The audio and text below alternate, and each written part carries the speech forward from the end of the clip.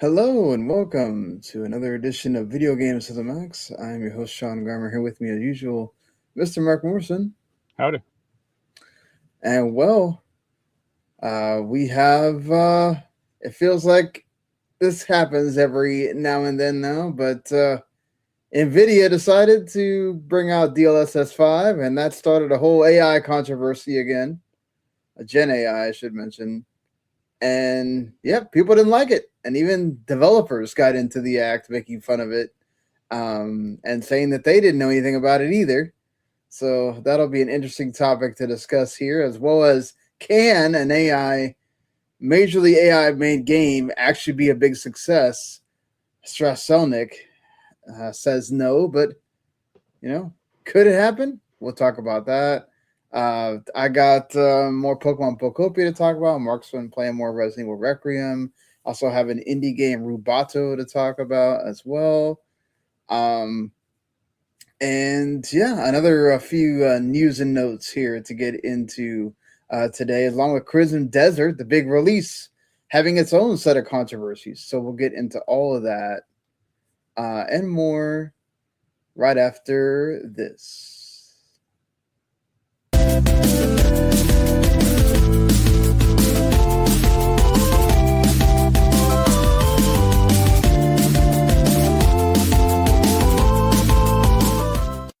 You are listening to Video Games to the Max.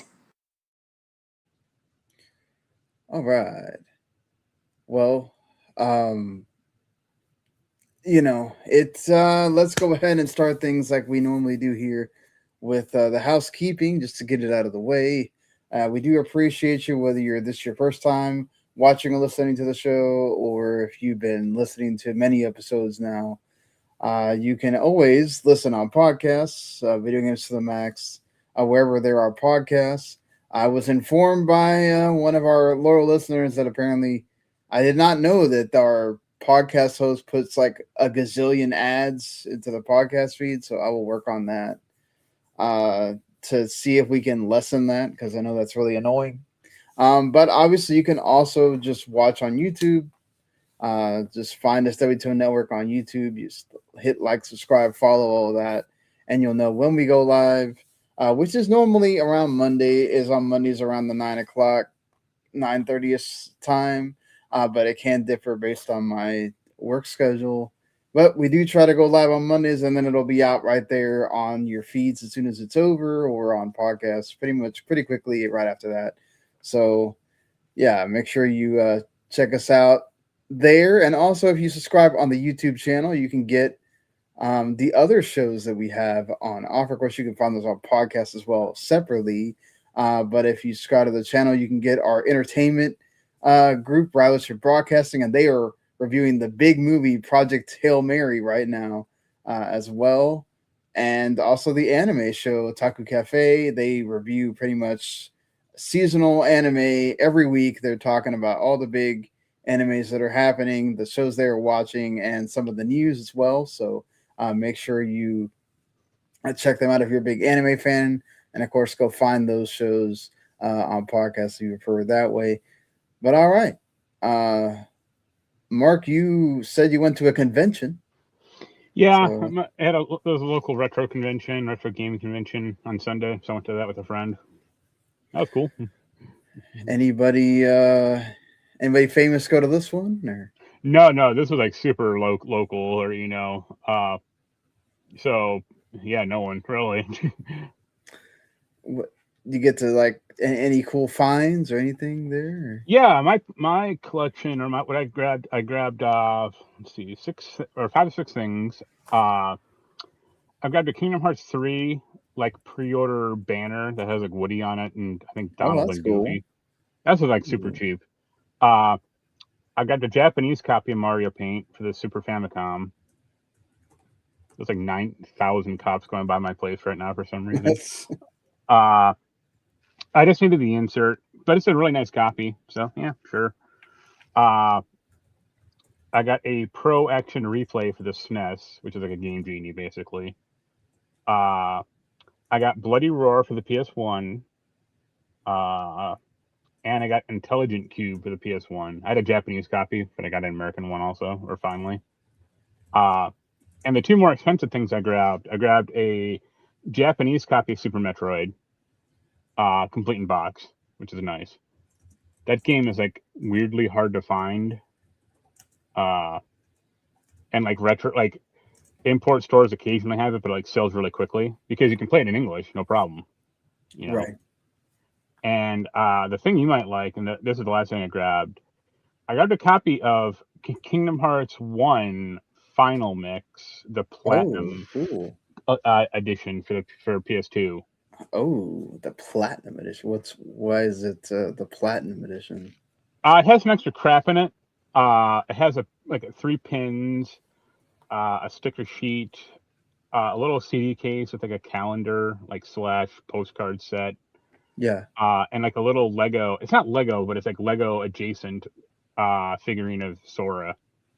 That was like everything's still in the bag basically, except for the like sticker set, like that was open, but it's not used or anything. But like the Sora figurine is like in pieces, so I'd like reassemble. No, it was fine because he kind of comes apart, right? You know. It's not okay. It's not one of those. He wasn't where it's like broken. No, yeah, he wasn't busted. He was just like, you know, like just like his head, like midsection like came apart and like his hand fell off. But I was able to like piece them back together in the bag, so nice. That was cool. Yeah, there was about, I don't know, 12 or 13 people that are selling, or, you know, various companies selling games, or not companies, you know, retailers, or just, you know, I bought Mario Paint, Kingdom Hearts, and Super Metroid from like one girl. And she had like she didn't have that many games, but she had like 30 or so like Super Famicom games that were all like in box and all like nice. Like she had like Rockman 1 through 3, which are like still expensive games, especially in a box, you know. Yeah, it's cool. You know, I like retro game stuff, so yes, that is definitely Marc's bag there, the retro game stuff. There's a guy that has his own little company, like repair company. So I gave him my Game Boy Light to fix. It's not broken, but it needs like just a cleaning, or you know, some like very light maintenance work. So I'll get that back in a few weeks and you know pay him off. Hey, well, whatever you can do to get that fixed, you know. Yeah, prolong the life of it, basically. Charging you much there, or he's like $20, which is, you know, it's just cleaning like the battery contacts off because the thing works fine, but I don't want to keep batteries in it for longer than I should, and then I try to turn it on one day and it just doesn't work. Oh yeah, that's true. Definitely something you want to avoid. Right. But yeah, other than that, I completely finished now Resident Evil Requiem. All right.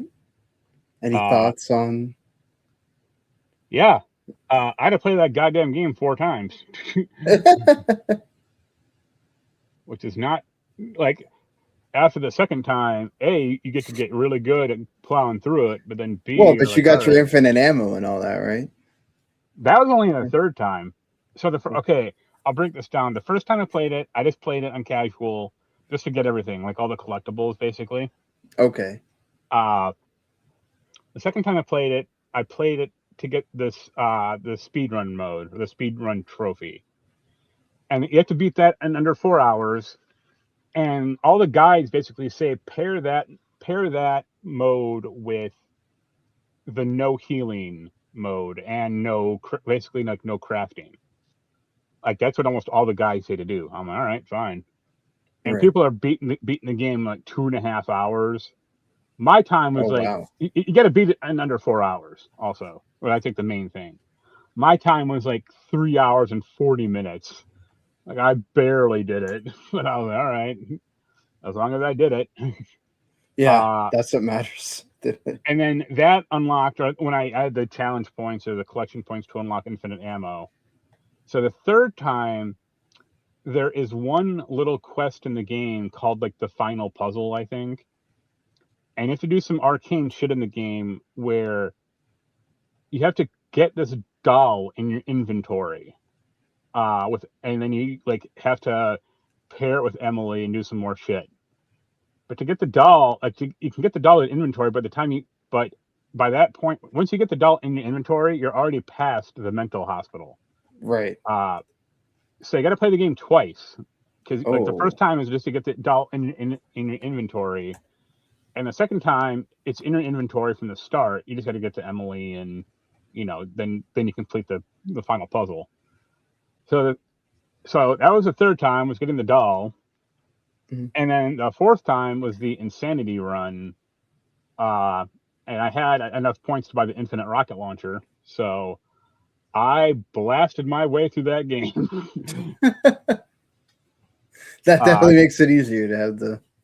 Somewhat, like there are a few. Well, there's two problems. One, only Leon has the infinite rocket launcher, so the grace parts still kind of suck. Right. You can unlock this like Uzi gun that she can use, but it's still not like 100% great. And then the rocket launcher, there are a few sections in that game, like one section in particular I had a ton of problems with, where it's like a sniping section. You have to like protect Grace from zombies. Yeah. And you're supposed to use a rifle, and I had a rifle, but I'm like, I got this rocket launcher, why not use it? But I kept killing Grace by accident. I killed her like 14 times at least. Yeah. She'd be too close to like the rocket when it went off, or and even Leon, like you can only use the rocket like so far away or so close, because Right. if you like launch it right at your feet, he'll take damage. But yeah, that was a lot of fun. I beat that in like 5.5 hours basically, just like blasting my way through everything. So now I got the platinum trophy, so I never have to touch that game again. Does it? So, well, you didn't really get to play it on the actual, like, I guess, normal difficulty without something helping you. No. Okay. I mean, you could, like, there's four difficulties basically. There's Right. easy, or like normal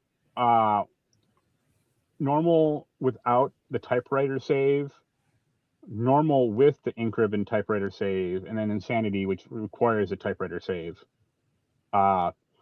That's another reason to beat it on speedrun, is because you get a ink ribbon that has infinite uses. Otherwise, you have to craft them. And I said, I also don't want to deal with this bullshit. So in my insanity run, every time I did anything, basically, I ran back to the save room and saved. Don't blame him. I flipped a switch and I would run back and save. And I said, I don't care if this costs me time. I already got the speedrun trophy. I just don't want to die. But yeah, I'm Well, happy no, with. yeah, because you definitely want to have to redo it again. Well, even on like insanity mode, like the game still auto saves, or you can still like retry certain sections, like no problem. So Yeah. it's really funny though.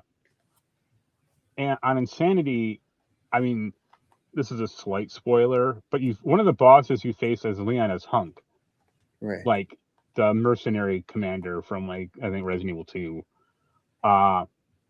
And on normal and on easy, you're just gonna have to like face him. But on insanity, there's a really funny glitch you can do where like you have to like run in, reset the room, and then you can run in again and almost instantly kill him. Like if you're quick enough. And I did that, and I felt very, very satisfying. Yeah. But Okay. yeah, that's about it for me. I didn't no Crimson Dawn or Crimson Desert for me, unfortunately. But Yeah, I I'm mean gonna. that. Yeah, I know if any people that listened to the show last week, he did say he might play it, but hey, it was out of your hands there. Right, So, and the money um, I'm spending, I'm pre-ordering. I mean, I would just buy it maybe, but I'm pre-ordering Diablo 4, the new expansion. So that's what I want to kind of spend my money on.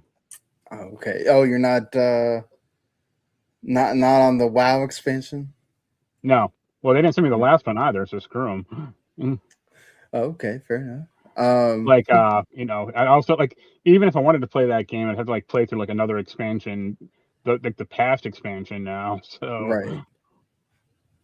Yeah, I but understand that yeah, for sure. what are you playing? Yeah, I played more Pokemon Pokopia. That game is still very enjoyable. Just something I can pick up and keep making progress, keep finding Pokemon, um, keep finding different things to build, and it is nice to just like make your areas, and I keep finding different habitats, and of course that breeds more Pokemon to appear. I have to go find a Pokemon that can bulldoze, and apparently like the only one you can get that does that is Onyx. So I have to go try to find the habitat that will make Onyx appear first, so that then I can get Onyx, because I have all the other Pokemon that I need. So I can rebuild the Pokemon Center, so I can keep going with the story part, because it does have a story mode-ish thing where like you can roll credits, and then obviously you can just keep building on your world after that, or whatever. So I'm just trying to. It's the game that I play when I'm at my girlfriend's house and she's doing other things. Relaxing game, or just kind of chill out or veg out. Because I don't take my laptop with me, so it's like, let's hang out and play this, and it's nice and relaxing, and it's not like, oh my god, I'm just like totally into it. I can stop at any moment. It's nice, or I can just have like a game, a sports thing on or whatever. And so, aside from that, also been playing, which I'm reviewing. I'm probably gonna have this review done. Like if I can't write it tomorrow, Wednesday is my goal to get it out, called Rubato. Another game where you play as a frog.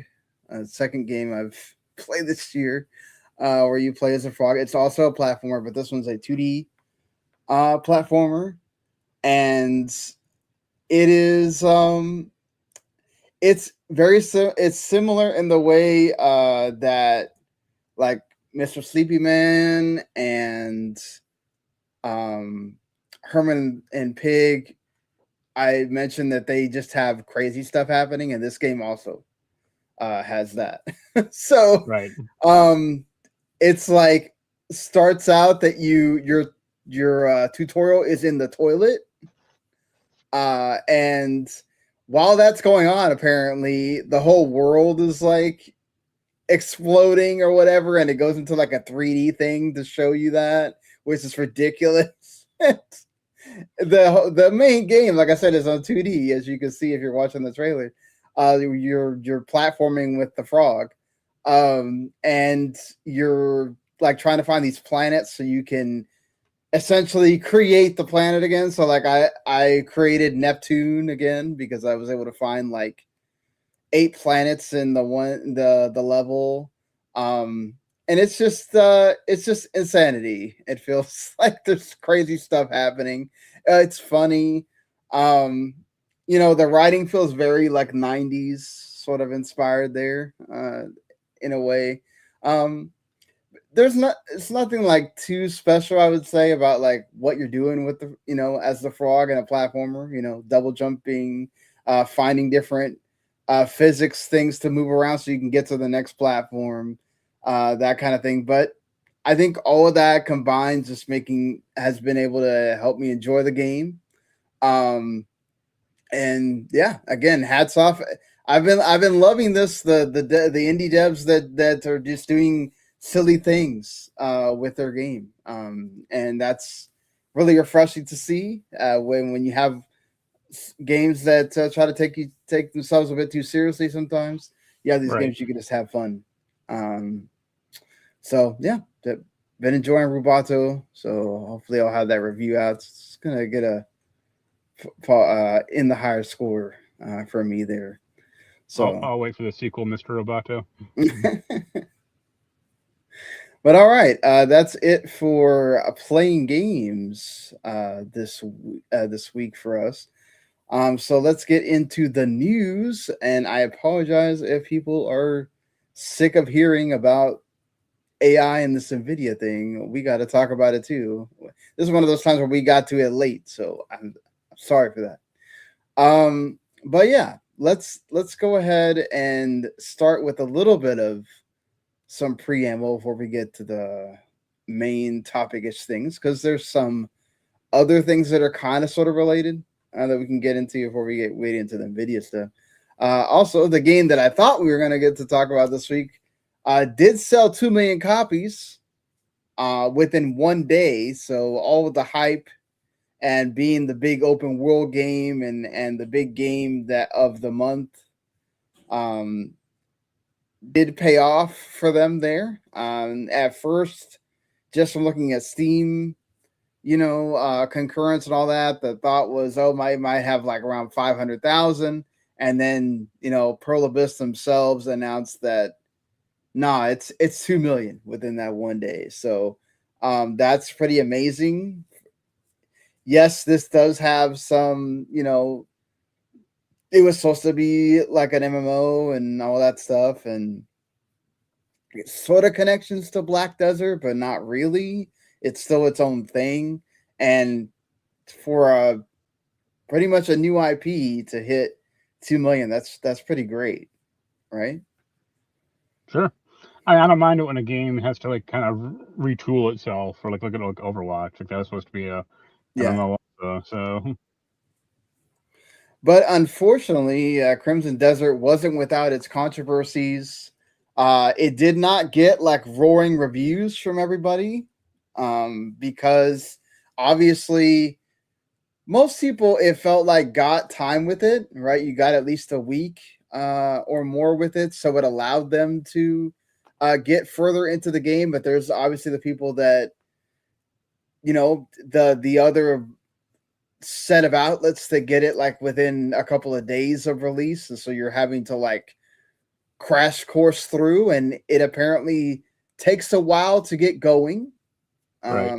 I heard a lot of it takes about like 8 to 10 hours to get to where you're gonna be enjoying it.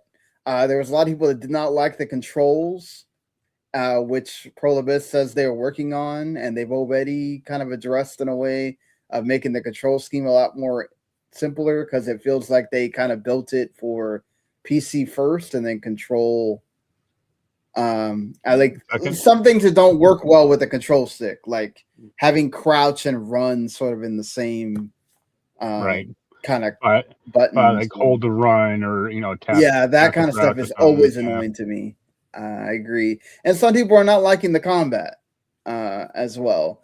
But the other parts of it, like the whole going around and finding things in the open world and kind of just getting lost there, and the typical things that you find in your open world, the quests and all of that stuff. It's just the narrative apparently is not really there for the game. It's more about the gameplay aspect. I'm sorry, it's not the combat. The narrative is the part that is not hitting for people. Right. It's the combat and all the other stuff that is. So like if you were coming into this as hoping you were going to get this great, awesome story, apparently that's not what this game is. It's more of the, I guess, Breath of the Wild, Tears of the Kingdom kind of thing, where it's more about enjoying the aspect of being in that open world and all that. So. I could have told you that without playing the game. Most of these games don't have good stories. I think it's hilarious when people try to defend Elden Ring's story. It's like, this game barely had a story, or it just has like vague phrases strung together, but it's not a story. Right. Like, to its credit, Neo 3 tries to tell a story, but like, who cares? Because I don't know feudal China history, so. But technically, Neo 3 has it has the 3 games of lore to go right. With that, Or Japanese history, I think, but it's still Japanese history. Yeah. Okay, like this is just an excuse. I don't think there were demons in Japanese feudal Japan, So. Yeah, I mean, but it has an 80 right now on OpenCritic, similar score on Metacritic. So, yeah, it's another one of those games, obviously, that again people have been starting up that whole debate of, oh, the journalists hate it, and we're just trying, they're trying to be against everyone. I mean, because it has a major user score and all that stuff. And hey, look, sometimes it's not going to work for everybody. Right. The thing is that the having the games that are both critically loved and universally loved by the gamers that are not the critics or whatever, it's that doesn't always happen like that. You have way less instances of a Clear Obscure Expedition 33 than you have of a Crimson Desert. So, and also again, like that whole thing of, it does kind of depend sometimes when you get the game, right? Yeah. That does matter when it comes to reviews. That whole debate started again, the discourse about should you have to finish the entire, should you have to roll credits before you can review the game? Discourse started like, oh, how dare a bunch of these outlets have a review already up and there's no way they finished that game and all that. It's like, yo, man, at some point, like, unfortunately, because it can't, with the big games, it can determine whether you get access to that game or not, access to games further or not, Also, my point or my view would be like if they keep the best shit in that game, like in the last hour of it or last 2 hours, and it's a 100-hour game, like that's a major failure on that game's part. Yeah, I mean, and also like it sucks because like a lot of the improvements that they made this week might have changed people's perception on the game as well. It's like that's what kind of sucks sometimes about this culture that we live in, where it's like, oh yeah, day one patch that's going to solve everything, or oh, in the first week everybody's going to figure out what the problems are, so now we'll patch it really quick, and it's like, okay, well, people aren't going to go back and change their score now, right. So it's like, unfortunately, then the game gets marred with that, right? Or hopefully at this point, devs or publishers are still not. At least I would think maybe Prolibis is not. I forgot who the publisher is for them particularly, but I hope that that publisher in particular is not tying people's bonuses to them getting a 90 on Metacritic, right, or whatever. Because that sucks, but part of that's on them as well, right? I don't want to get too inside baseball or whatever on that, but I just think the whole, like, let people, however people want to review the game, as long as they're playing it and they're giving it the time, then that's what matters. But I do agree that, look, it's 100, if it's a 50-hour game or whatever, yeah, should you be playing 2 hours and reviewing it? No, right. But for outlets in particular, if what you care about, and I've had this debate with people on internally, we have a person that is, our boss doesn't necessarily care too much, but we have a person that is not the boss, but he wants to be, and he will get on you if you're not making that embargo, right? And unfortunately, there are people that the boss is the one that tells you, yo, you got this code, you got to hit embargo because that's going to affect me. And that reviewer has no choice, right? It's whatever they got to review the game at that point, and right. You got to remember, most of the people reviewing the games for these outlets are the time that they're using to play the game. They're not getting paid for that. They're getting paid for the actual writing. And then on top of that, sometimes how many hits your review gets after that can determine how much you get paid as well. So it's like, I think people lose that fact of like, oh, you guys just get to play games all day. It's like, no, your job is to do the writing part. The playing games part comes out of your time. And if you do other things or you have other reviews going on, heaven help you, talk about having no life. So, and I'm not saying pity the people that have to do that, because look, those jobs are nothing compared to even my day job or doctors, plumbers, all those other people that are out there working hard all day. That's not what I'm trying to get at. I'm just saying that misconception that seems to happen all the time is a bit of a misnomer. So, but anyway, I want to get off this topic because that tends to like drive people away, and I don't want to do that. They did have their own little spat with generative AI as well, the Crimson Desert team, unfortunately. There was some 2D visual props that were created in the early stage iteration as like an experimental AI generative tools. And kind of similar to what happened with Expedition 33, they got left in the game. and Sure. people found them. Well, look, this is the story that Prolobis is saying. We kind of have to take their word for it. We're not part of that team. We don't know. Obviously, people are going to rail against that and say that's not true. They always had the idea to have that in there. Blah blah. You just got found out. It is what it is, right? People love to hate. So I'm going to go on the side of we have to take what Prolobis is saying. I don't really think it's a big deal because they're trying to take it out, right? Similar to what happened to Expedition 33. They actually went out and took it out of the game as well. I don't think it's a big deal. Do you think it's a big deal that this was? I don't mind it necessarily if it's like a temp thing or if it's not supposed to be obviously like final product, because like yeah, you're not going to design art for like a pre-release build or just some temp thing necessarily. But yeah, if it's like an accident or just a not a glitch, but just something just forgot to do, then I guess sure. I don't want to. I don't like. I wouldn't like rake them over the coals. And the fact that they said like, yeah, we screwed up, as opposed to like them lying to defend it. Like, no, we made it. Like, yeah, it's fine.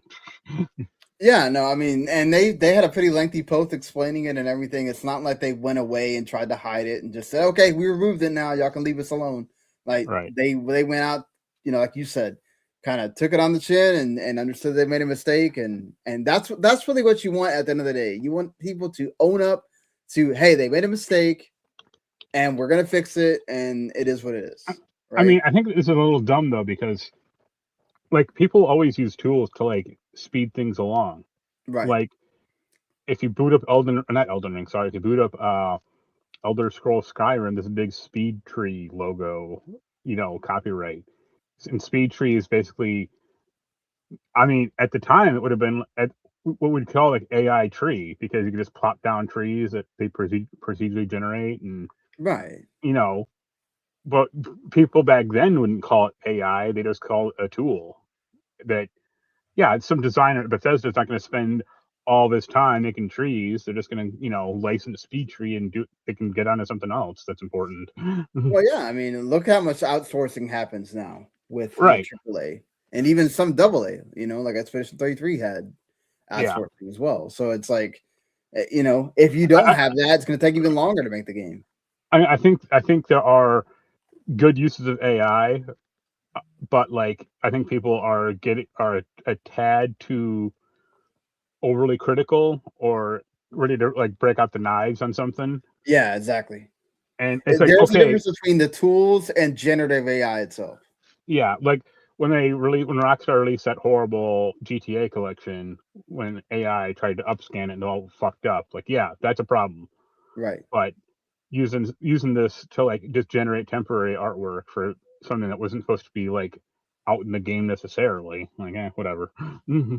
Yeah, I mean, it's nowhere near as bad as what Aspire may have done with the Tomb Raider 1 to 3 definitive edition, where they introduced this the Tomb Raider 1 to 3 remaster collection, where they introduced this challenge mode update, and then they also had all these outfits for Lara Croft that they made. If you complete all the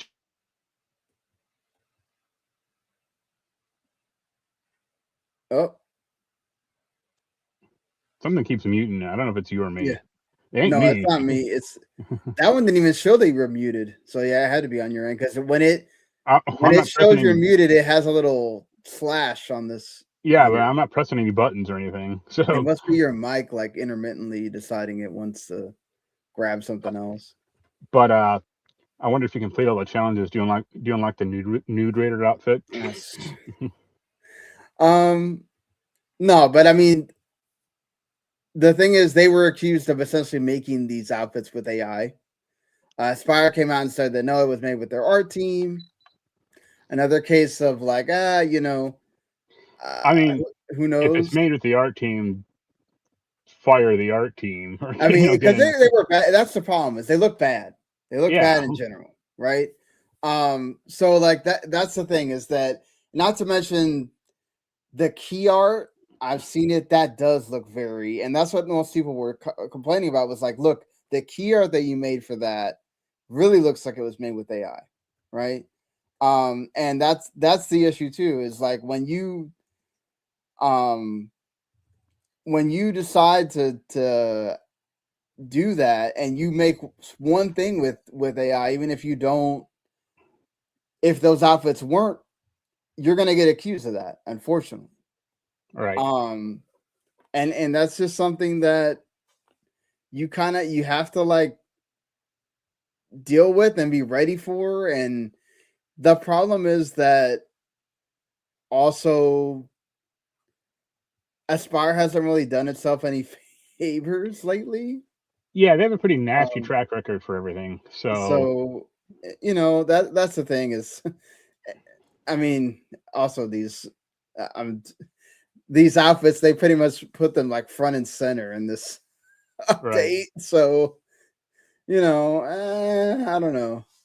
Again, have to take their word for it. I'm not part of the team, but I feel like this is more of a bigger chance that this might have been Well, made with like AI than Crimson you know. Dawn or Crimson Desert was a mistake. This is like purposeful.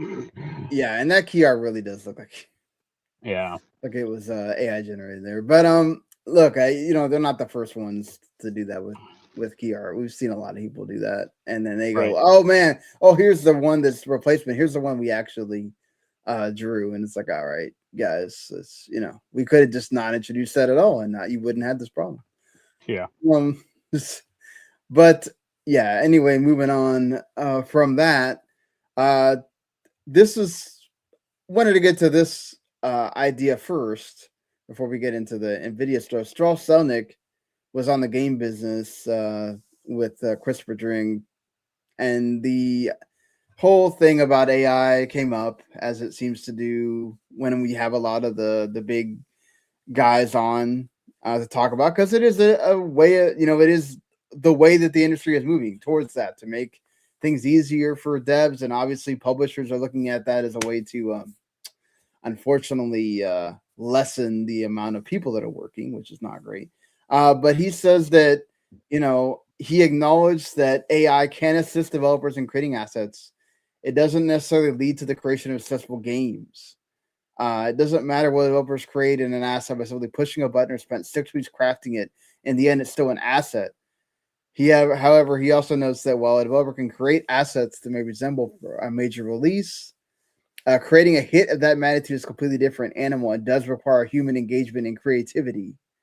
The idea that AI could create something like GTA 6 is not even the littlest bit possible.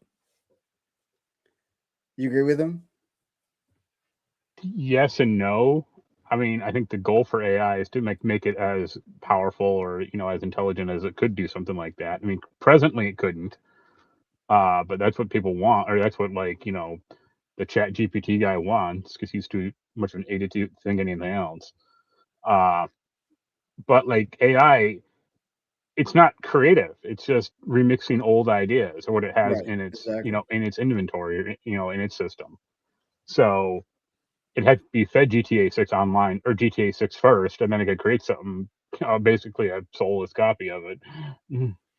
Yeah, and I think that's the point that he's trying to make, is that without the human element of it, Right. it will become soulless. It will not. And people will be able to root that out. I mean, obviously, as we get because even the creation houses that are Fortnite and Roblox, those are made by humans. So, if we get to the point where we have a creation house like that is solely AI and it is drawing people in, then Yeah. I think we would have to start worrying, right?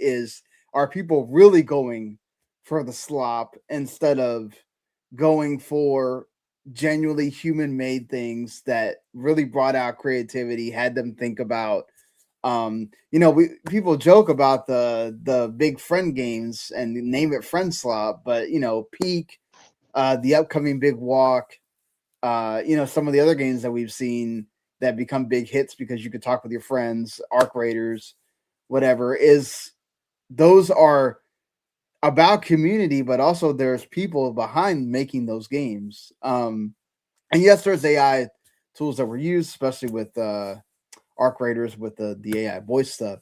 But that's his point, and I think for what he means there, yes, I don't think we're ever going to get to a point where you can go start to finish AI just you press the button, AI made a game, Yeah, and yeah, you speaking on a microphone make me a Wolverine game, and it shits out a Wolverine game that's like AAA quality or something. Like, no.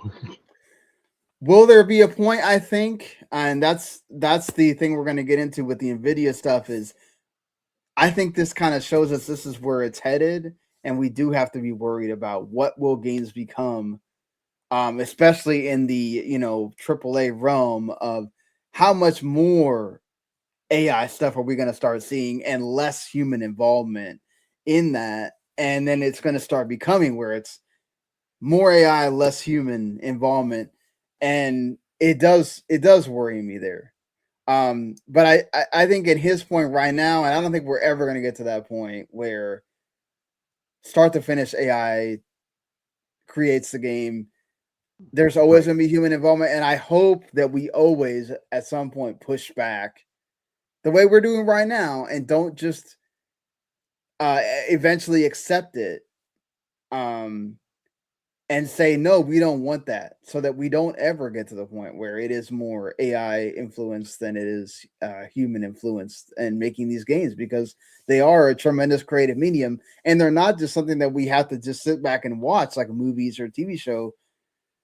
You have to play the game, and like feeling that genuine touch from somebody that took the time to create that thing matters more, I think, in that instance. Yeah. But NVIDIA decided during last week that they would unveil the new DLSS 5, which is set to hit platforms later this year. It's going to use real-time neural rendering to generate photorealistic lighting and visuals. And they used Resident Evil Requiem as kind of the showpiece of this, using grace in an image showing DLSS 5 on and then DLSS 5 off, which is also the one that I used for the thumbnail. They also have one of Leon, and then they went and used Hogwarts Legacy, EA Sports FC, and you can see what they're trying to do, right? They have more kind of enhancements to the face, so kind of makes it look more realistic, but you can obviously tell that it's kind of like that sort of cheap AI filter that you see and it's used in like TikTok and Instagram a lot. And it just doesn't look good per se. And this obviously led to everybody from devs to influencers to everybody just making it a whole meme the entire week of either taking pictures of themselves or pictures of their game or whatever and putting the DLSS on, DLSS off thing. Yeah, making fun of it. I don't know. What did you think about this whole? I thought the FIFA clip kind of looked okay, except like there's like a clip of like 3 players, and like one player is kind of like diving to the ground basically. He Right. looked okay, but there's like an African American player in the back, and he got like really dark, and I'm like, this looks weird. I think sports is a little bit different because those player models are already they're based on like, real people. I yeah. mean, The ones that are going to look bad are the ones that are not based on the further away you get from the actual, like we tried to model it around that actual player. That's when it's going to look bad. The Hogwarts one, the girl, like the old woman, looked kind of okay, but like when they did it with the main character, it looked bad. Yeah. And the Resident Evil Requiem one, Leon looked kind of goofy, but not Claire, sorry, Grace looked awful. My joke was, it looks like it's like the unholy child of like old Grace and Aubrey Plaza. Yeah, and like, I mean, also they picked like the worst picture they could possibly find of the DLSS 5 off thing, so that oh my god, look at the amazing like facial features and all that when they put it on, and it's like, dude, it doesn't look that. It's a beautiful game by itself. Like you just pick the worst picture so that you can have the big shock factor, and it doesn't even look that.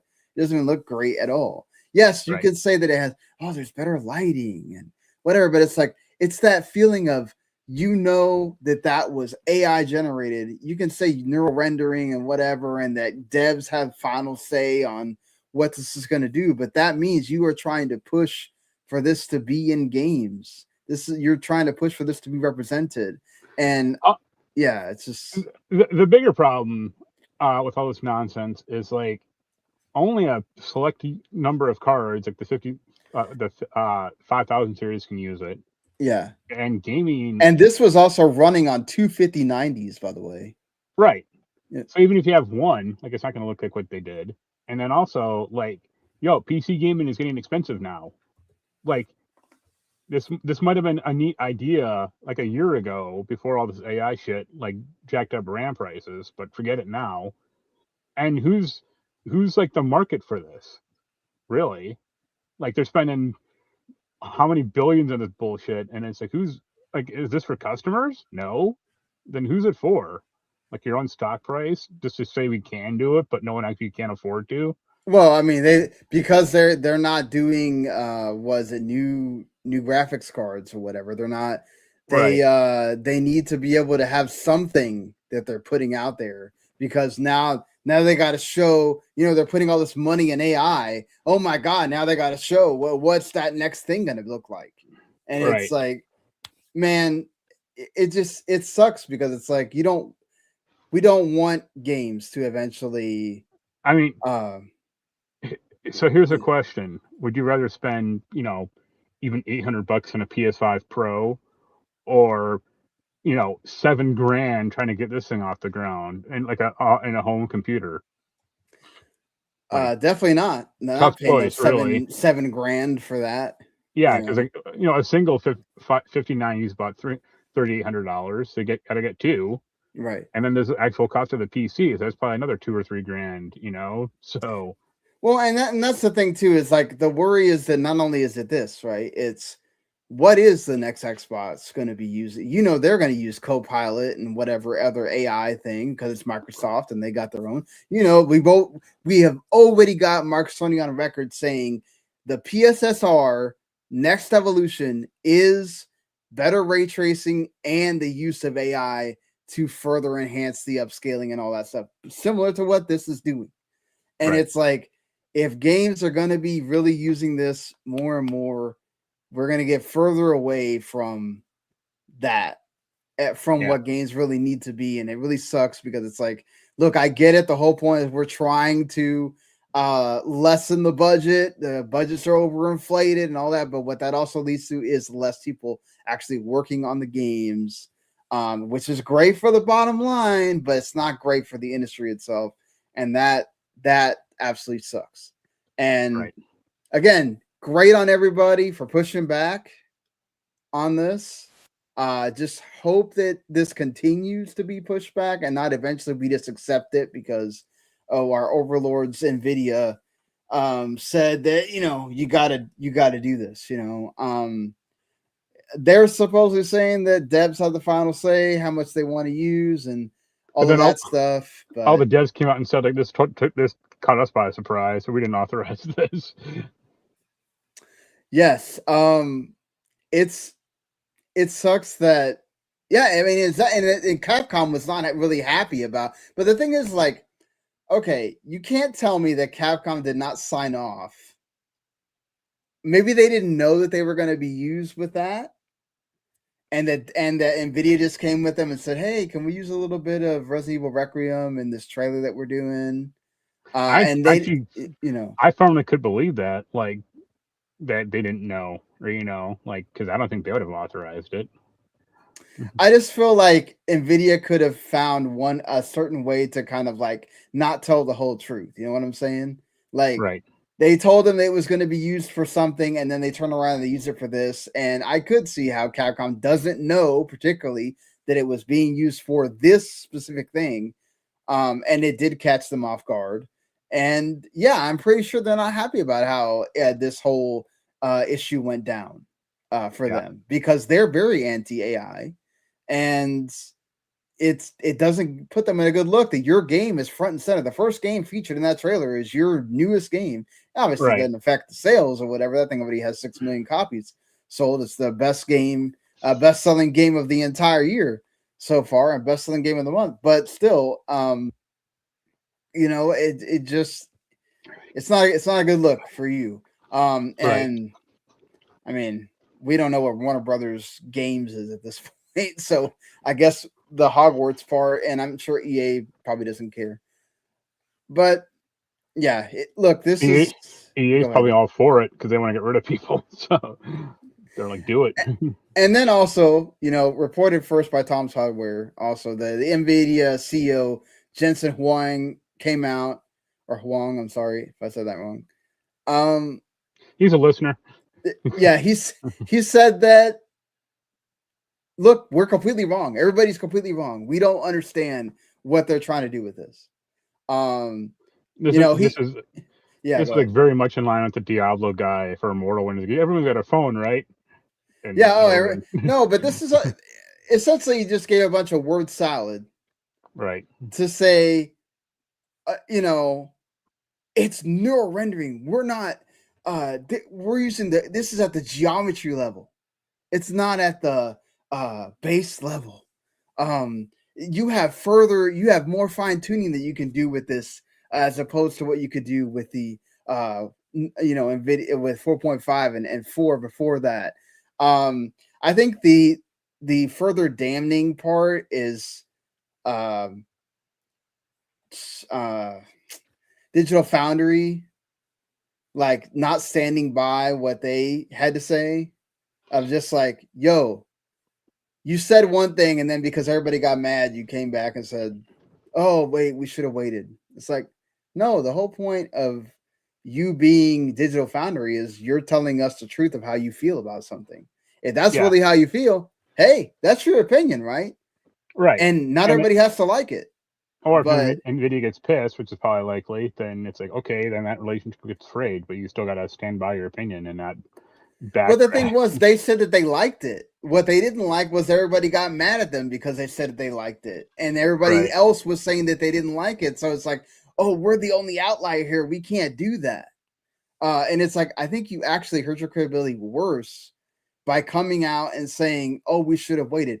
Yeah, maybe you should have waited, and not rush to be first or whatever. But it's also like, hey, you said that. That's what you believe. Then it's not like it's a bad take. There are people that are defending that because they do want better graphics, and they do want, that's all they care about. And technically, what Digital Foundry does in pushing graphics and wanting the best graphics and the best mode for whatever game you're playing, that technically kind of works with what they do. So it's like, well, all Digital Foundry cares about is graphics. That's one of their problems. But well, I mean, but that's what their job is. Like they're the technical expertise people. I mean, that's, if you care about that, I don't ever watch them because I don't care, right? Unless I happen to be caring about if I'm going to buy something on the Switch 2, that might be the only time. And it's a game that's out on something else. But like, it's very rare now because I have the new laptop that's even a situation. But it's like, for the people that it is, I understand that. It's just, look, this is probably going to be a thing that goes on and on. I wouldn't be surprised if NVIDIA walks some of this back or whatever, or they announce that there's been a delay in when they release this or whatnot. But eventually it will come out, and eventually it will do what they wanted to do when everything kind of pipes down and people kind of tend to forget that it's there, and it just starts replacing, the current frame gen or the current situation with that. And it starts to become like, okay, well, the game's using DLSS 5. You can decide to turn it off if you want or not,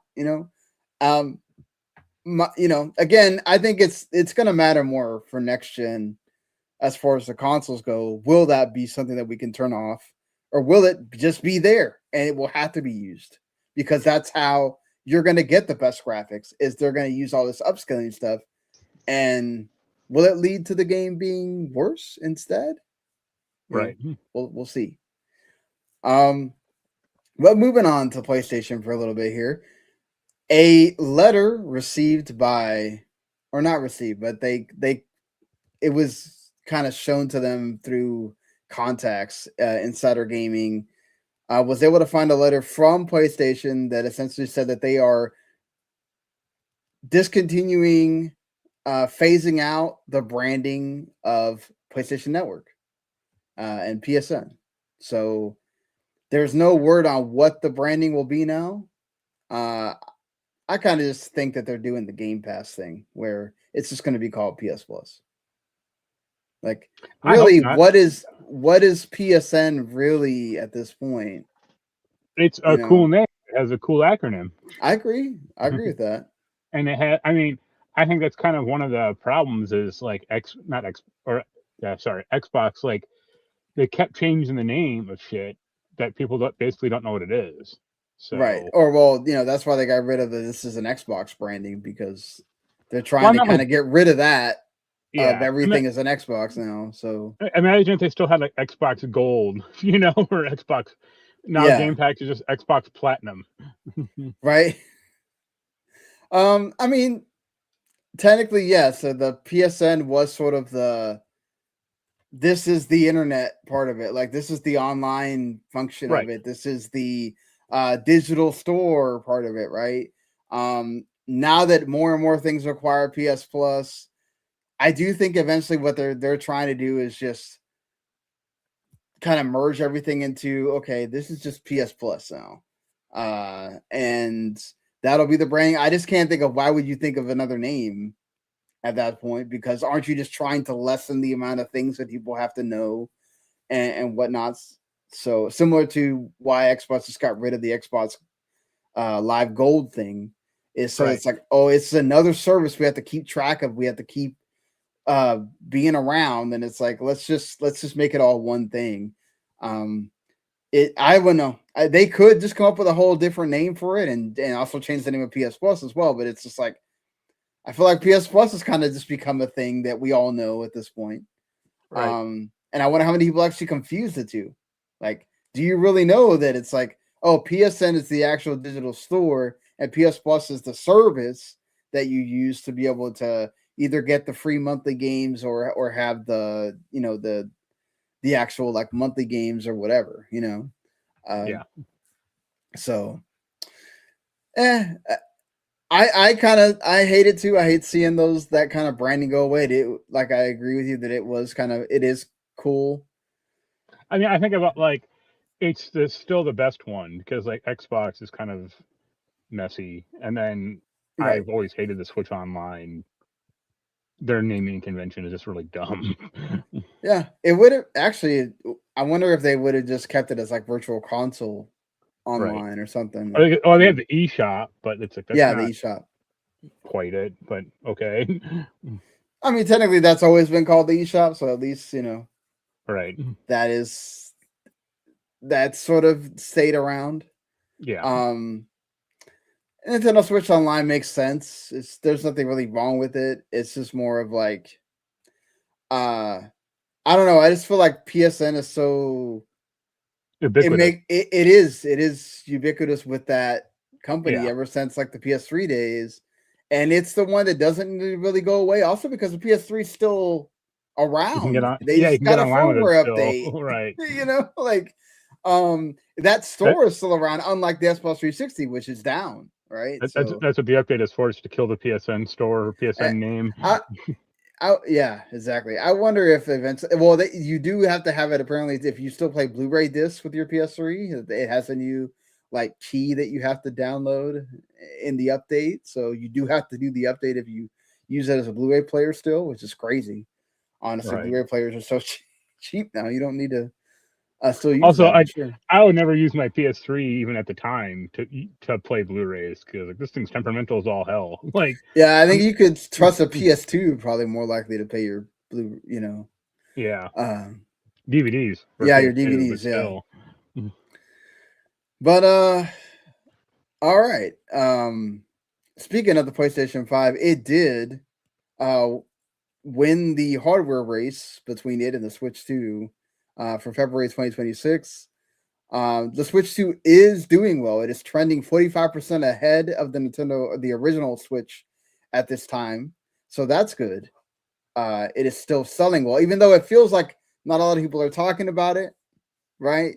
It's kind of like just there, but obviously Pocopia has helped a lot with people buying Switch 2s. I know a lot of people that are like, oh, I didn't have a Switch 2 and Pocopia came out. It's like, oh man, I'm buying that right now. So I'm sure a lot of people have those anecdotal things with that, and that has helped the Switch 2 as well. And this is before Pocopia also. So who knows what the actual like March timeline will look. Could that help Switch 2 eventually or succeed the PS5 for that month? I think obviously what helped a lot with the PS5 is that it probably was the place to play Resident Evil Requiem for most people, right? Yeah. Switch 2's top game was Mario Tennis Fever. No surprise there, but because that was their big release for February. But PS5 would have been the place to play Resident Evil Requiem, which is the month's top game and the year's top game right now. 6 million sales as far as the last time it was reported. So who knows how many sales it has now. And that's above, the staples, Black Ops 7, NBA 2K26, all that. So you can imagine that this will continue to be a big seller. I would say realistically, like there's only about 3 games that could like take down Requiem's like sales for this year, and they'd be GTA, obviously, right? Call of Duty, whatever if they come out with them this year, and then maybe Wolverine. Yeah, that's going to be interesting what Wolverine does. Right. For sure on that. I definitely think GTA 6 could blow everything out of the water. Yeah. I think Call of Duty, if it has a rebound, it definitely could. Right. Yeah. But they're not making like another Battlefield game this year, No, they're not. Well, who knows when they're making another Battlefield game again, because the way things are going with that, unfortunately. But speaking of, we know when this game is going to come out, and you guessed it right, Mark. You said it. May is when Subnautica 2 would have the early access. And it will. That is when it's headed. That they are still going to keep that date of. They don't have an exact date, but we have a window of sometime in May for Subnautica 2 to hit that early access and also go into the game preview on Xbox Game Pass, and it eventually lead to them releasing it on systems. They did release Subnautica 1 and the expansion on Switch 2 just last week, so I'm sure that's helping them with the sales as well. So, hey, cool. I picked May because it's like 3 months before that September deadline, so it makes sense. Like we're almost in April, and I don't think they were going to release it with all these other games coming out in April already. So like May kind of gives them a spot where there's not a lot right now. Right. Assassin's Creed TV show setting has been revealed, and it is going to be in 64 AD Rome. Of course, this is the time of Emperor Nero and the Great Fire of Rome. So you kind of get the idea of what the timeline is going to be for that and what kind of characters we're going to have there. They've already started filming. They've announced a lot of the casting as well. I don't know anyone in the cast. I don't either. Unknowns. My one hope and my one kind of opinion is, so in like some of the Assassin's Creed games we have like the helper scientist guy, like Leonardo da Vinci or Ben Franklin. I hope in this one it's just going to be Jesus. He'll be like, I faked my death and I know how to make these wrist blades. Here you go. I think that would break the. But like, I don't know. I think this game setting up in Rome was just kind of boring to me, or because like there's already been a ton of Rome TV shows. But I also don't know. I also don't know what historical period you would set this in then, because like they already did like a Valkyrie or like a Viking TV show, or at least a few of them. They've done. Now they have the Shogun show and other, some other stuff like that. Right. So I'm just not quite sure, like, what are you gonna set it like, 1700s, like the time of Ben Franklin or something. I mean, I think they're also trying to kind of echo the whole like, oh, okay, Assassin's Creed 2 set in Italy. That's the game that's kind of kicked off Assassin's Creed for a lot of people. Yeah, but that was also set in, like, the Renaissance, like the 1400s. Right, I know, but I'm just saying, like, let's set good vibes for the game, because I think if you or for the show, because if you set an American Revolution, then I think there's a lot of people that may not watch that, right? Especially with the the current climate going on. If you set it in like French Revolution time, like around where Unity was, it's like, well, Unity wasn't that great of a game, so like, yeah, I get your point also, but like I just see it as kind of banal, I would say, or just kind of like, sure, why not? Yeah, I'm interested to see, like, will this be good? And like that's what I care about it. I'm more curious, like, how big of a budget is this going to have? Because I'm thinking about, like, compared to God of War, which actually has like somewhat of a known cast. Like, are they hiring these people because they can't get anyone else, or? I think it's gonna be kind of like what happens with most Netflix things. This has to prove itself with whatever budget it has now, and when you get season 2, they'll up the budget. But then it also makes you think about their, the rumored BioShock thing they're keep trying to make. And it's like, all right, sure. To me, it's gonna follow that same. Which this week I will talk about it. I forgot to talk about it last week. The same kind of time frame of like One Piece Netflix show of the first season had actually a big budget for what it was, having to build all those ships and everything.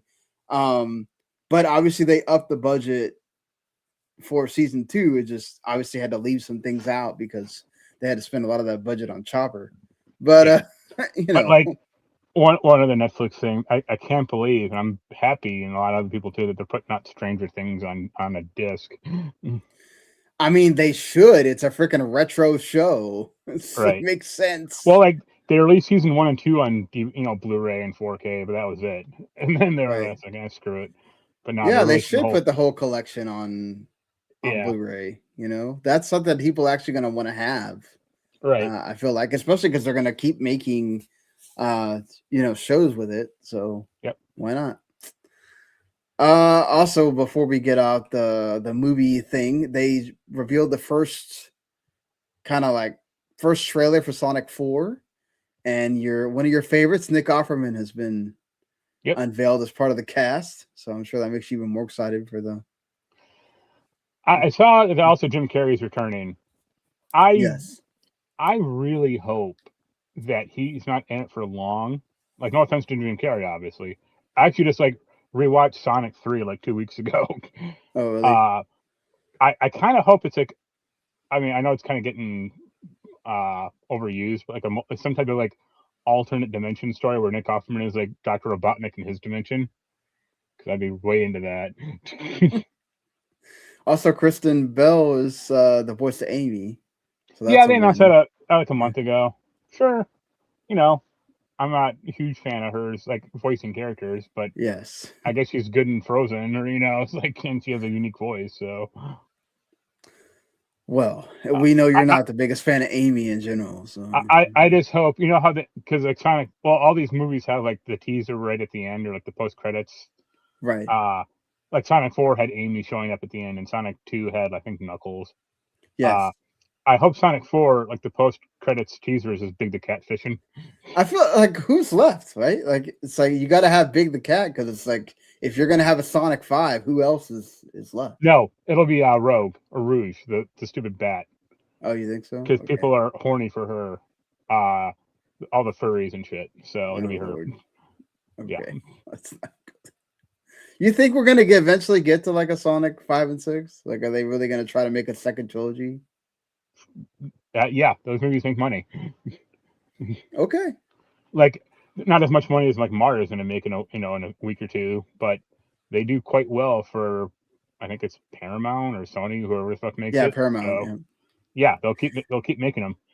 I kind of hope it'd be kind of nice if they kind of just ditch the whole like James Marsden and the wife, I forget her name, like had just Sonic on his own.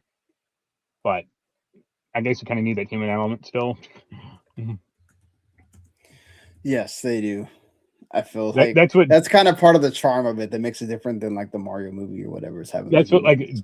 I don't know if you ever saw that Sonic X anime show, but like the Japanese version is like way different because the American version pairs him up with like a little kid, and this is weird. Yes. I watched some of that a little bit when I was a Yeah. kid. All right. So we have to talk about. Well, no, we're not getting to that yet. Speaking of trying to make its own thing, they had the Minecraft live event, and following in the footsteps of said Mario is Minecraft. They're gonna have their own section, their own like theme park section in is it UK in the London Chessington World of Adventures. It's going to be out there in 2027. There's going to be a Minecraft roller coaster. There's going to be food themed around Minecraft. And yeah, and then it's being done with a combination with Merlin Entertainments. And they also announced the Minecraft Dungeons 2 will come out at some point this year.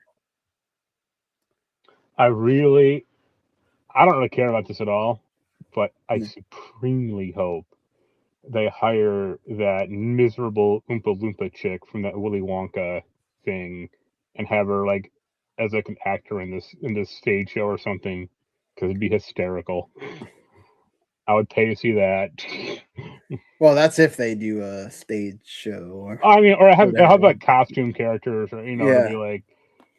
I mean, I just know like Steve is in that thing. That's about it. But Right, yeah. I don't know. Sure, why not? Dungeons, the first Dungeons game did release like we were still in the middle of the pandemic, like at the beginning of it. Right. It didn't do that great. It wasn't like I think it got like a 7 critically, or a 70 on Metacritic. Users didn't like it that much. I think it was something like more about for parents to play with their kids, but right. Yeah, I mean maybe the second game will do better, but it's not the like knock it out of the park thing from Minecraft that people were hoping for. Right. I think people are holding out for the Minecraft 2, and I kind of understand Microsoft. You got to milk this thing for, especially after the debacle that was Overwatch 2. You have to milk this thing for as long as possible. Right. I'm sure somewhere there is a Minecraft 2 being worked on. But they already announced it because I think Kristen Dunst is going to be in it. Oh, really? Okay. Because her exact phrase is basically like, "I'm tired of losing money when I make movies." Fair enough. Yeah. Also staying with Xbox for a little bit here. Starfield is the #1 pre-order game on PlayStation. No surprise. Every time there's a major, people have been waiting for this game for a while. So, and this is with the $69.99 premium edition that is ranked #1. Along with the Lego Batman Legacy of the Dark Knight and the 007 First Light. They're both up there. And then of course you can get the standard edition for $20 less, for $50. I saw the Xbox, it's way too hardcore people getting upset about that, but it's like, yo, the game's old at this point. Just imagine once they put Redfall on PS5. Please don't ever put that game on PS5. They also did announce a new DLC, Terra Armada. That's going to be the last DLC, I think, also with this. And that the big thing is you are going to be able to like go on planets now instead of just like, oh, we're going to like fast travel and get there Right. and like do They kind of should have nothing. just licensed the tech from No Man's Sky. You know? I feel like they kind of made their own. I forgot to mention Bethesda was also another one that with Todd Howard making an appearance on that NVIDIA thing, and they also kind of had to make their own response to that, which was sort of like, oh, this is early on in the tech, you know, don't hate on it now. It's like, oh, come on, man. Just, you know, you can kind of get in on the fun. I know you have to kind of toe the line or whatever, but still, He has to, because like, what if NVIDIA makes speed game? It's like, what are they going to do? yeah. It's already taken 15 years for Elder Scrolls 6 to come out. A few less things for Xbox here. They Asha Sharma and co did reveal their first like big update, which is out there with Xbox insiders right now.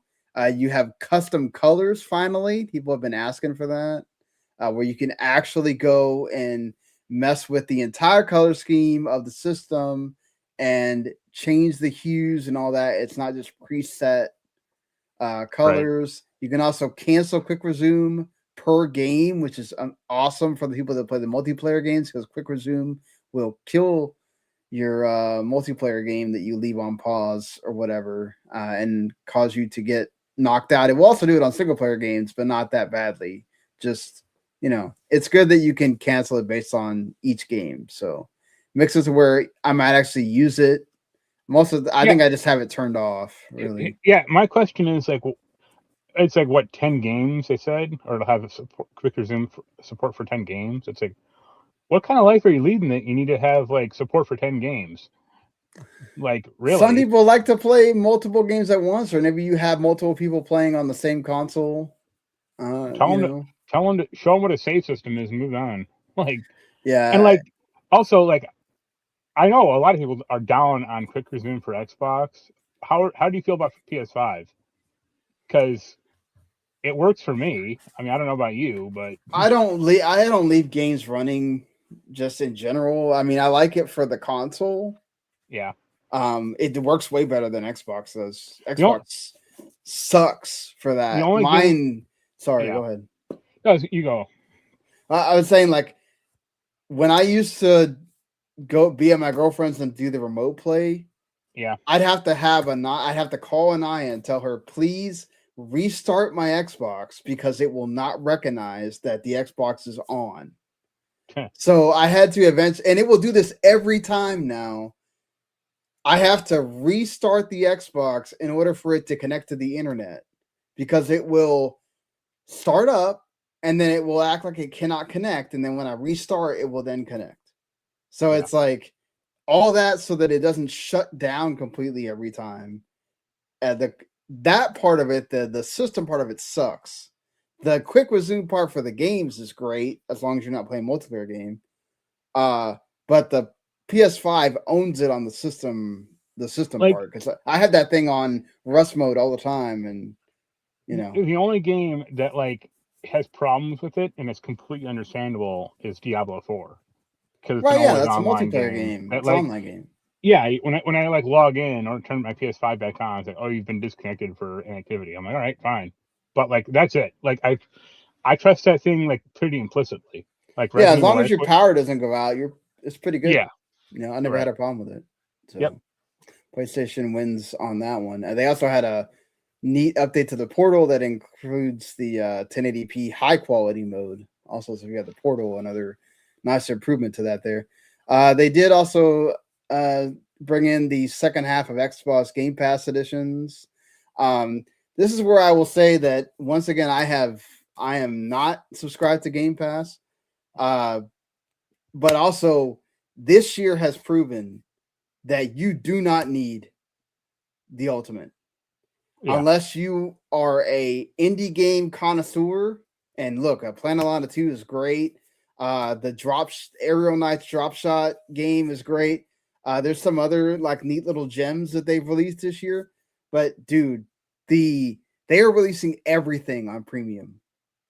And they have for the entirety of this year. Like all the big AAA games, or known indie games or whatever that have been releasing they're all releasing on premium. Right. And it's like, what's the point of being subscribed to the $30 thing? They want to make sure that you're subscribed at some point, and they want it to be the $15 tier because, like, this, they put Disco Elysium on premium. Cyberpunk 2077 releases, it's on premium also. Kingdom Come Deliverance 1 and 2 on premium. Like, so like they're making, even South of Midnight, Expedition 33, Resident Evil 7, Resident Evil 8 or Village last month, all get released and they're all on premium. And it's like, what is the point of being subscribed to Ultimate if all the good stuff, especially if you like your older games, it's on premium? So, Sure. yeah. Yeah. I'm just saying, like, save you the $15 and just do premium. I'm thinking about, like, if I need to just renew, because I'm not even renewed to PS. I'm not even subscribed to PS Plus like extra right now either, or Essential, because I don't even have time to think about playing games that I have on PS Plus monthly or whatever right now. But maybe I will eventually down the line, just to play some stuff that I didn't review or didn't buy or whatever. And also the Steam, like, spring sale is going on. So, or did that end? No, I think it's still happening. Okay. So yeah, I mean, go get you some deals on some games that released earlier this year or older games. Right. Whatever, if you can, your PC can handle that. All right. So now we got to get into the stuff that kind of sucks about the gaming industry. Layoffs. Woohoo. Ubisoft continues to do their after they've done this new Vantage Studios or whatever layoffs. The entire Red Storm studio of 105 people, they've all been laid off. This, of course, if you don't know what Red Storm Studio is, this is Red Storm Entertainment, which is founded by Tom Clancy himself in 1996, people. 30 years old. 30? Right. Yeah, 30 years old. And then they came out with Rainbow Six in 1998, and that has set it going. Ghost Recon 3 years later. And then, of course, they've helped on a lot of other games after that. They were working on the Assassin's Creed VR, but that kind of got killed. And then essentially after that, they weren't really doing anything themselves. Really sucks for all the people that have lost jobs there. I gotta really wonder if, like, they're done with Tom Clancy. No, I mean Rainbow Six is still. Siege is still going, but like and Division 3 is going to happen. Siege is like in like maintenance mode, or they're not like making a new one, or yeah, but updates. But like, I was thinking about I was looking at like Rainbow Six Vegas 1 and 2, right, and just going like, man, those were such fun games. Yes, they were. And it's like, what happened? Like, I know they tried to. I think they're going to make a game called Patriot, and it like fell apart, or they canceled it or something, and. Ever since then, it's like. And remember, Siege itself was supposed to be something else at one point, right? And then they changed it. It's like, and also Siege, like I would want a not single player, although that'd be nice, even like a co-op story-based game. Like if I could somehow blast through like Rainbow Six Vegas with like Yens, it'd be awesome. But we're not going to dig out like Xbox 360s and play that thing from like 20 years ago. But I mean, like. Future Soldier sucked. Breakpoint sucked. Well, they're still doing Ghost Recon as well. So yeah. Well, they keep saying that Splinter Cell's safe, but it's for how much longer, And yeah. I mean, they claim that The Division is like a Tom Clancy game, but it's like not. I mean, it has its name because they bought his name from like 20 years ago. But it's not a Tom Clancy game, Yeah. Yeah, it has his name, right? And then the Division 3 will have his name as well. But kind of sucks again just to see it's like as far as like history goes. Right. So that's one of their oldest studios to go down. Yep. But I mean, look, we kind of talked about this when the whole Vantage Studios happened. They do need to kind of they have a lot of people working there. Right. They have an immense amount of people, like overinflated amount probably for the Right. amount of games that they make, right? And a lot of these games are in, like you said, maintenance mode, or Yeah. they're recurring games that they probably don't need this many people working. Look, okay, I want to say this.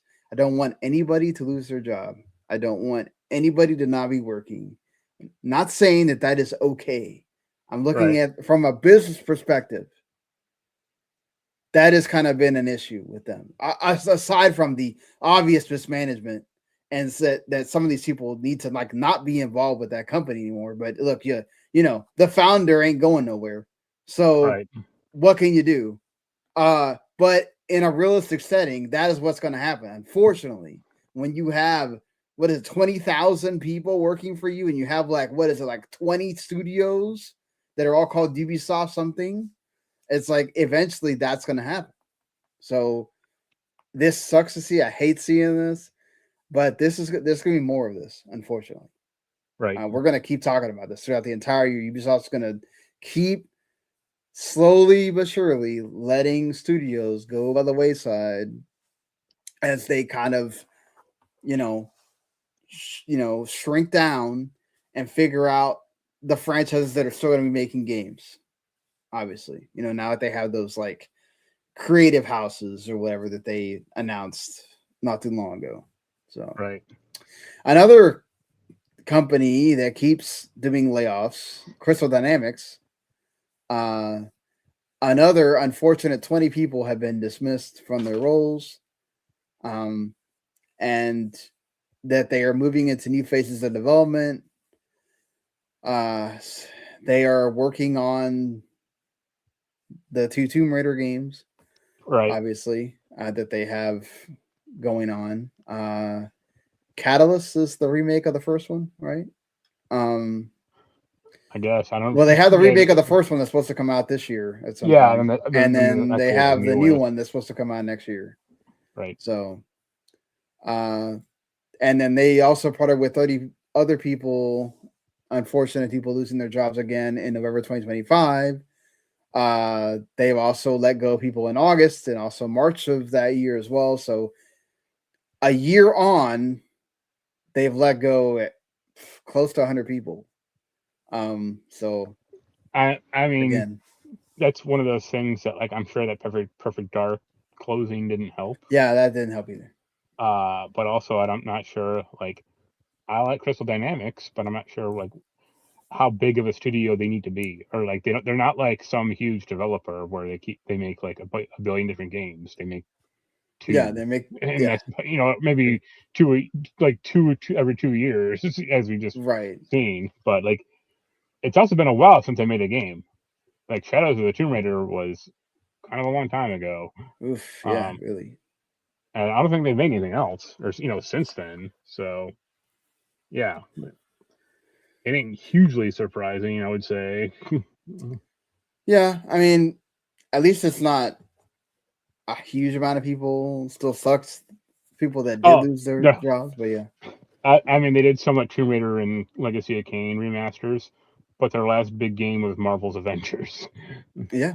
I forgot about that. Yeah, they Yeah, did. They did everyone make else did Marvel's too. Avengers. Yeah. That didn't work out so well either. Oh, and this year's game is Legacy of Atlantis. Catalyst is the new one. Okay. I figured I had gotten them wrong. So I was like, Yeah. I wonder if Mark knows. But yes, unfortunately, Crystal Dynamics suffered more layoffs. Another company that also suffered more layoffs, Build a Rocket Boy, of course, with the debacle that was Mind's Eye, that was bound to happen. And of course, to further compound this, of course, this has been announced for a while. This was like almost at the beginning of the year that they announced that this would eventually happen. Insider Gaming did, but it has now officially happened. It makes more sense after you have another round of layoffs, more bad press. IO Interactive has canceled not only the Hitman crossover with Mind's Eye, but also the entire partnership publishing with Build a Rocket Boy. So now Build a Rocket Boy is in charge of publishing of whatever they're doing with Mind's Eye, while Leslie Benzie continues his tirade about that Well, people were. it's not just him. It's like also like the CFO was going like, oh, these people sabotaged us, and Come on, insane man. bullshit. We're gonna keep on with this. Like there was no sabotage. This game just y'all rushed this out because I'm sure that there was a funding issue, and I don't blame IO Interactive because they got their own games that they're dealing with. Right. Namely the 007 game that They're needs an to be a actual hit. like story developer with like a pretty good track record. Right. Like, but they need that game to be a hit. They don't have time to be messing around with right. Build a Rocket Boy here and whatever this is. And unfortunately for the developers that had to suffer the large part of this, I think it was the CFO. It wasn't Benzies himself, but it might have been someone else who was like, we discovered who the saboteurs were, and we're going to put a mission in the game where you take them out or something like that. Yeah, and they were saying that it was somebody at Rockstar was like trying to sabotage them or whatever because they were scared about the game. You guys are like crazy, you know? Yeah, it's like, come on, man. So stop with that. Another thing that again we talked about this. They recently just acquired 5% of Capcom. I did mention I think that this was basically already in the works, but Savvy Games Group has officially fully acquired the ByteDance studio that makes Mobile Legends Bang Bang, Moonton, for over $6 billion with a B. My goodness.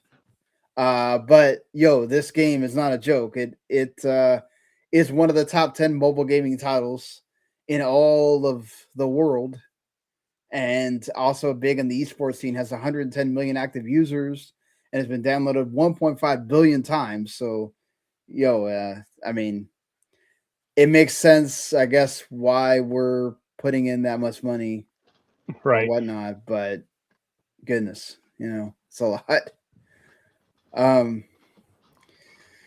Yeah, man. I don't know what to say with that. It's like we talked about this, like the whole Saudi being involved constantly with buying little pieces of video games. So far they haven't. It seems like we'll see with the EA thing, right? That will be the big telltale sign of how involved will they be really. Yeah. But all right, unless you had something else you wanted to bring up.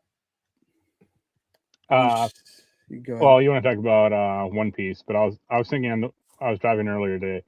It's funny that EA bought a bunch of car developer studios, like racing game studios, and then closed them all down. And it's like, yep, that's a good use of their time and money. Oh, Codemasters, yeah. Codemasters and the Project Cars guys. And then, they made that one WRC game, and they're like, all right, fuck this. And then they're still making Grid as well. They made a Grid game. Yeah, and then and they're still making an F1 game, but I'm sure that's only because of like a licensing contract. Well, I mean, the F1 kind of makes some money. Okay. So, but that's still big, so they kind of need to have the F1. What are you talking about, man? What about WRC? Yeah, man. So you know it. Yeah, so One Piece Netflix season 2.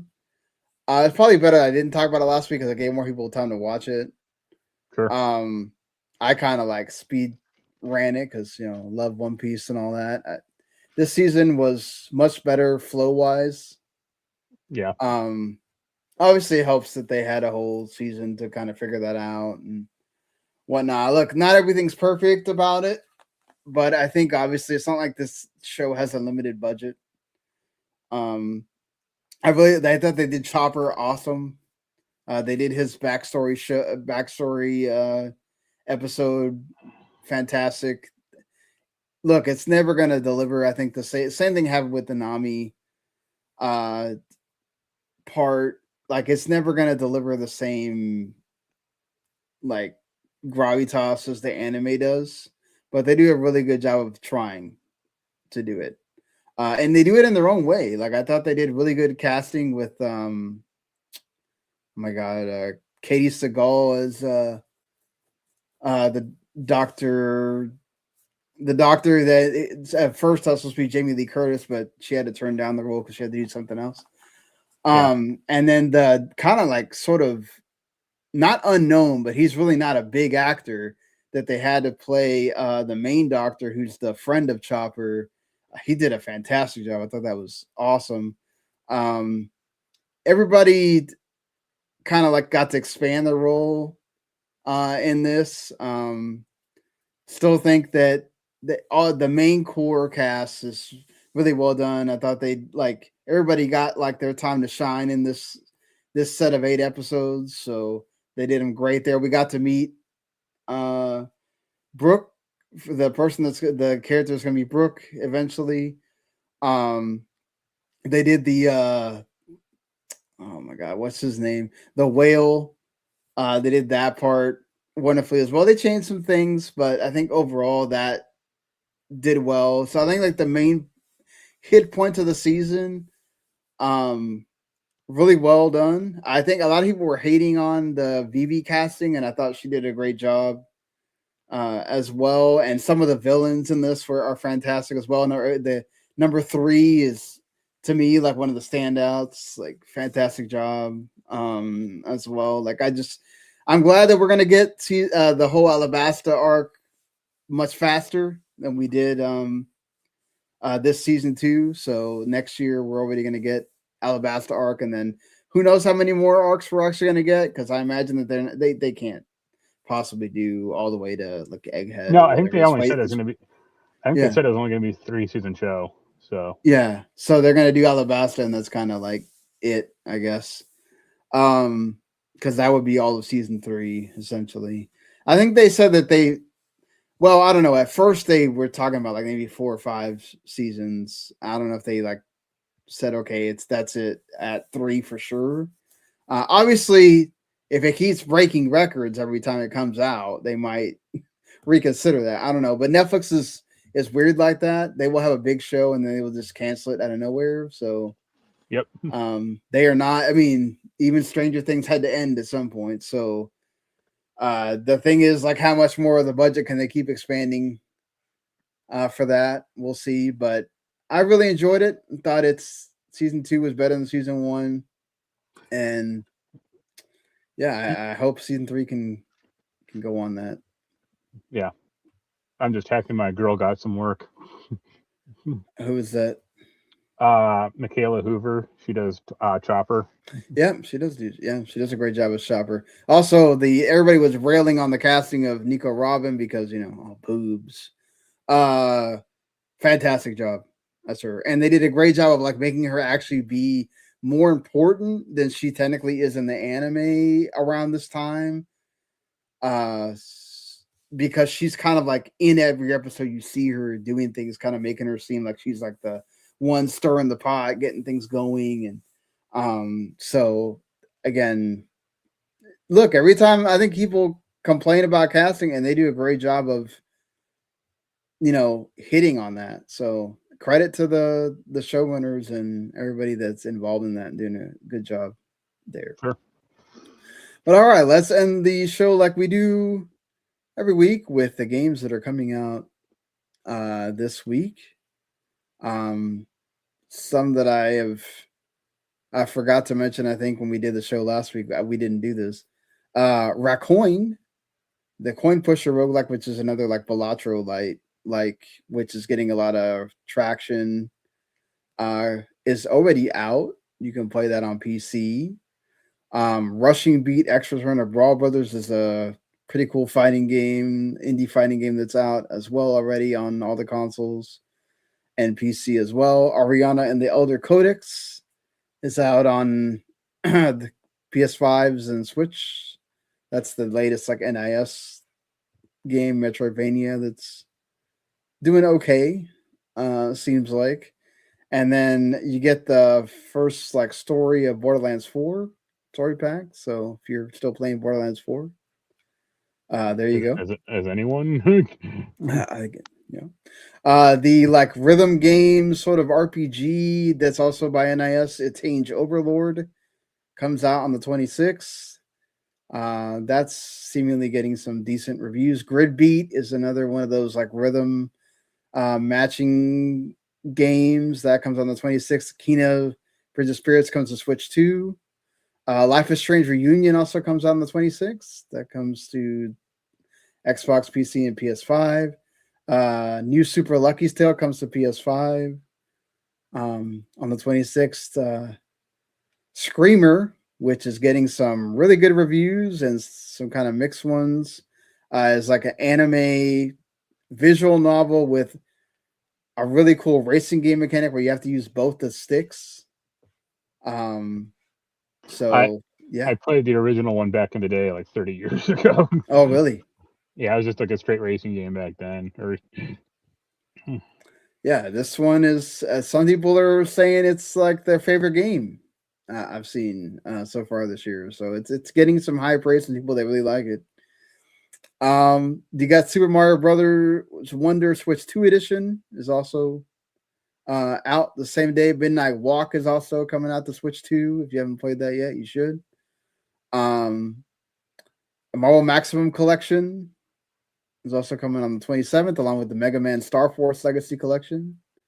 You interested in either one of those, or maybe the Marvel one, but not Star Force, because I think those are like the DS or 3DS games. And I was like, no, thank you. not your bag, huh? And Project Storm. Go ahead. I said they need to put Mega Man Legends 1, 2, and Tron Bond in the collection. Man, that'd be cool if we can get Trombone in a collection. That's like a stupid expensive game. That's like $500. I have that on the PS3. That PS3 collection, the PS3 Virtual Console thing. Right. That's another reason why the PS3 is cool, because it has all those PS1 classics that you can still buy. I have Trombone on there. Project Songbird, the next Blumhouse game, also out on the 27th as well. So some games you should definitely check out for sure if you like eclectic different things there. Or maybe you're just getting that Super Mario Brothers Wonder Switch 2 edition, which the extra stuff doesn't look that great, but that's kind of how it's been with these Switch 2 editions lately. But all right. Thank you so much for everybody that watched, listen. We do appreciate you. Make sure you follow us, like, subscribe, all that, so you can know when we do the show next time. Listen to us on podcasts, and we'll see you later. Later. Peace.